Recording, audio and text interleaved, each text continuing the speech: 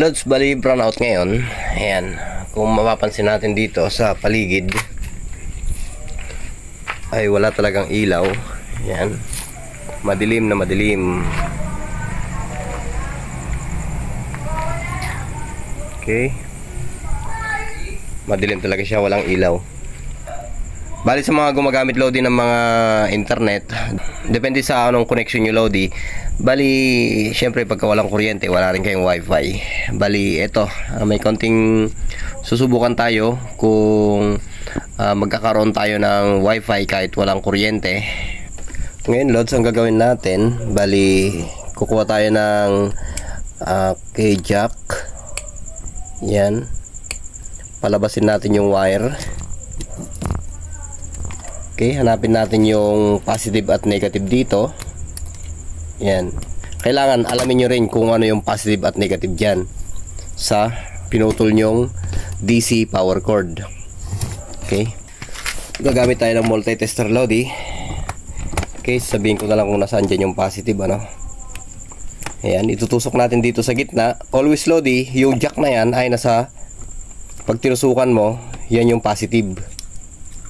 Itong gilid na to, yan yung negative. Pink tsaka puti. Itong kulay na to, yan yung positive. At itong puti, yun yung negative. Okay, try natin. Okay, gumalaw siya. So, nakuha na natin yung positive Lodi. Yan. Ngayon, ang gagawin natin, depende kung anong prepare nyo yung battery dyan Lodi. Pwede yung battery ng motor o pwede rin yung mga DIY nating mga gaya nito Lodi. Yan, yung mga battery na DIY. Yan, 12 volts to Lodi, ano. Yan, 12 voltahe yan. Yan yung kakailanganan nating supply para doon sa ating modem. Kasi nga brownout. Brownout ngayon, kailangan nating mapagana rin yung wifi kahit walang kuryente. Pero subukan lang natin Lodi kung mapapaandar natin. Okay, yung positive natin kanina ay yung pink. Yan.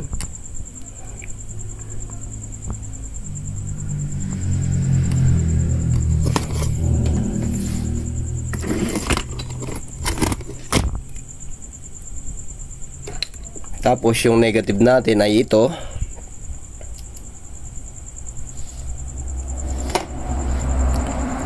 Ilagay natin dito. Ito yung puti natin kanina eh. Yan. Yan yung nag-indicate na siya si negative. Yan. Medyo madumi yung kuko natin dahil katatapos lang din natin nagmekaniko kanina. Yan. Ang brownout na to Lodi sa amin ay hanggang alas 12 daw. Alas 12 ng gabi. Ngayon i-check ko Lodi kung nakakuha ba tayo ng 12 volts dito. Okay. Ayan. Okay, saksak natin dito sa gitna. Okay, meron tayong 12 volts dito Lodi. Ngayon, pagka nakabuo na tayo ng 12 voltahe para doon sa modem, itry nating isaksak doon sa modem kung sisindi ba siya. Okay, maglagay tayo ng ilaw sa cellphone. Ayan. May ilaw pala yung video eh. Ayan, pero sobra na, overlights na tayo. Ayan, kahit ano naman loads na pwedeng gamitin, maaaring ganito o kaya yung battery ng motor. Importante makapagpalabas tayo ng 12 voltahe. Ngayon susubukan natin Lodi ito isaksak doon sa modem kung magkakaroon ba tayo ng wifi. Okay, andito yung ating wifi Lodi sa labas. Ayan, wala tayong ilaw loads. Ayan, madilim na madilim, brownout siya. Okay, nandito yung ating wifi. Ayan. Ayan Lodi, oh, yung wifi natin.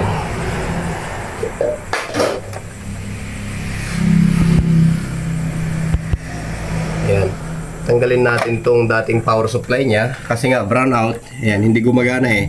Walang kuryente. Ayan. Ngayon isasaksak natin yung ating DIY na 12 volts dito.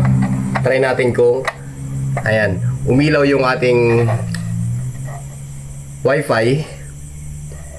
Ayan, try natin kung makakapagpalabas siya ng internet. Kung hindi yan apektado sa pagkawala ng kuryente. Okay?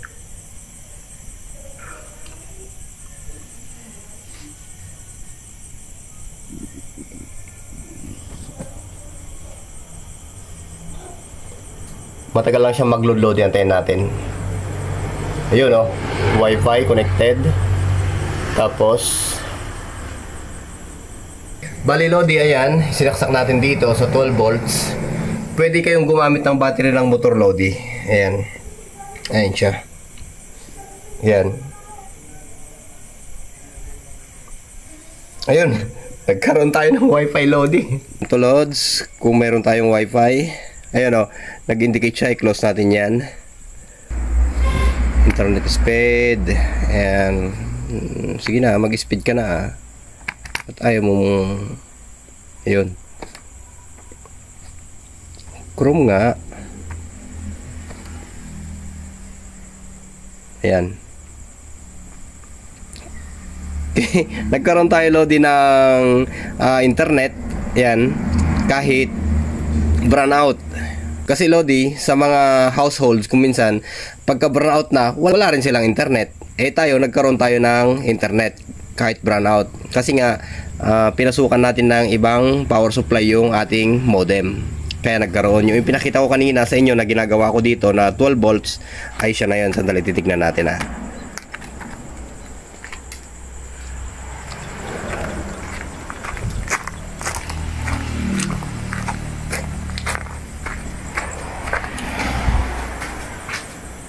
Ito Lodi, yan.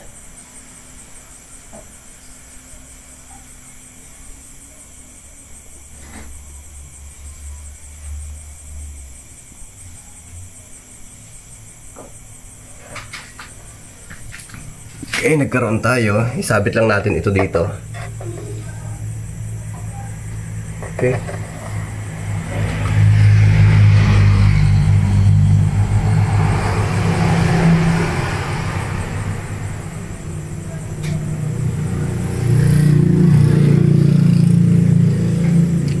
Ngayon Lods, bali i-click natin to.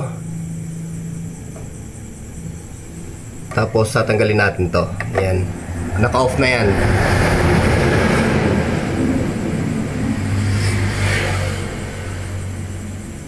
Ayan, di na gumalaw. Kasi nga, tinanggal na natin yung 12 volts dito. Hindi na umandar tong internet na to. Ayan, kaya pag clinic natin ulit to, wala na. Ayan o. Ayan o. No network na tayo. Ayan. Okay? So, gano'n lamang Lods, pagka wala kayong internet dyan, maaaring gumamit ng battery ng motor o kaya ganito, assemble nyo at dito nyo ilagay. At brownout ay may internet pa rin kayo. So, hanggang dito muna Lodi. Maraming salamat at magandang buhay. Connected na uli.